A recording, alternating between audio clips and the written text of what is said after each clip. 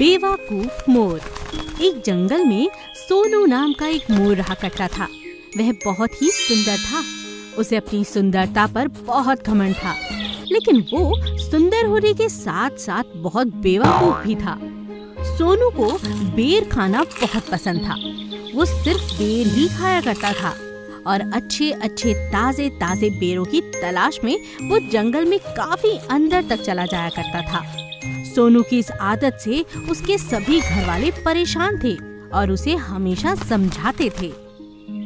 एक दिन मोर की माँ ने कहा, बेटा सोनू, तुम ये घने जंगल में मत जाया करो, वहाँ शिकारी आते हैं, तुम कभी भी उनके जाल में फंस सकते हो बेटा। मैं क्या करूँ माँ, यहाँ खाने को बेर ही नहीं है और मुझे बेर की तलाश में जंगल में ही जाना पड़ता है।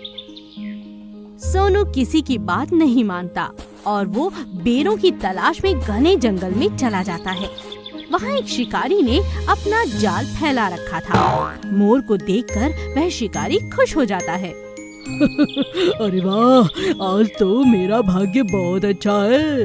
देखो कितना सुंदर मोर खुद ब खुद चलकर मेरे पास आ रहा है। शिकारी ने सोनू मोर को देखते ही उसे पकड़ने के लिए जाल फेंका, लेकिन सोनू उसके जाल में ना फंसकर उसकी पकड़ से बच गया और उड़कर भागने लगा। शिकारी भी उसके पीछे भागा। अरे रुको रुको, कहाँ भाग रहे हो? तुझे तो मैं पकड़ ही लूंगा। लेकिन सोनू तब तक भागता रहा जब तक शिकारी उसकी नजर से ओझल ना हो गया। लेकिन इस भागम भाग में सोनू को पता ही नहीं लगा कि वो जंगल के किस हिस्से में आ चुका है। चलो अच्छा हुआ, जान बची। शिकारी तो अब दिखाई नहीं दे रहा। अरे लेकिन मैं यहाँ कहाँ हूँ? मुझे तो कुछ समझ नहीं आ रहा। सोनू धीरे धीरे उड़ता हुआ वहाँ से अपने घर की ओर चला, लेकिन रास्ते में खूब सारे बेरों की झाड़ियाँ देखकर उसका मन ललचाने लगा। अरे वाह, इतने मीठे बेर। चलो घर जाने से पहले खूब सारे बेर खा लेता हूँ, बहुत भूख लगी है। और सोनू निश्चिंत होकर बेर खाने लगा, लेकिन वो यह नहीं जानता था कि हवा में उड़ता हुआ एक बाज उस पर नजर रखे हुए था। अरे वाह, इतना मोटा ताजा शिकार, यह तो बेर खाने में मस्त है।